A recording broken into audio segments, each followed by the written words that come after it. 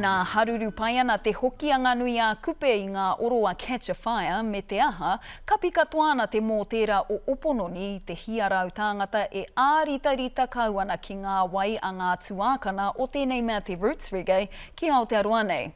Hei tāpiri ki tēnei haerenga raumati ā rātou, ka whakaputaina e rātou tā rātou waiata Māori hou I tēnei tau Pākehā hou e kaina mumai nei.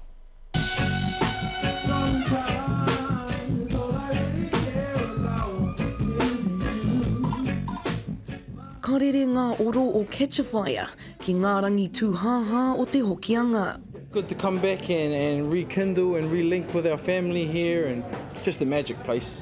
I mean, what's not to love with our harbour?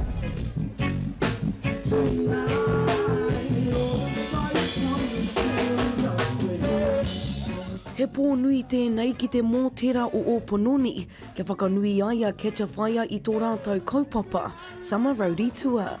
We're planning things like a grassroots tour here at home and going back to some of these old places that we haven't been back to in years. The rhythms, the sounds are very much Bob Marley.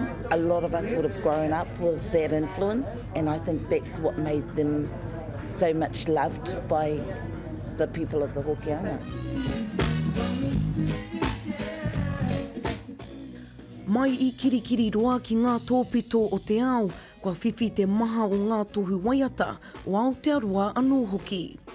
I've had acts, tell us that, we've inspired them and, helped them on their journey. And we do feel like the big brothers of the industry, the tuakana of the industry. And, man, it's just amazing how much talent we got here at home. He waimarie a Logan no te hikutu marae o Whirinaki, nā te pūtea tautoko a te kāwanatanga I te wā o te mate krauna, I tāia ai e rātou te whakatutuki I a rātou mahi. We didn't really lose too much work over it. Like, most of the work here in Aotearoa just got postponed. And, still a lot of the tours that we got planned, they're just being sort of postponed and working around, the COVID and Aotearoa's been really amazing at, kicking it. We've got COVID and had COVID, and that they can still survive, that they don't stop doing what they're doing. It provides hope for our young, lifts their wairua and their ihi and their wehi. E hara Opononi I te wāhi whakatū konohete anake mō Logan me Catch a Fire, he tātai hono anō tō rātou ki te whenua.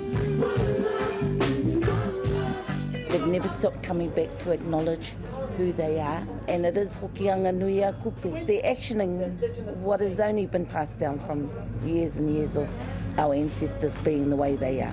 Working on our album and getting it out this coming year, 2021's going to be our 6th studio album. Our song and Te Reo coming. That's all I can really say at the moment. Watch out for that one, whānau.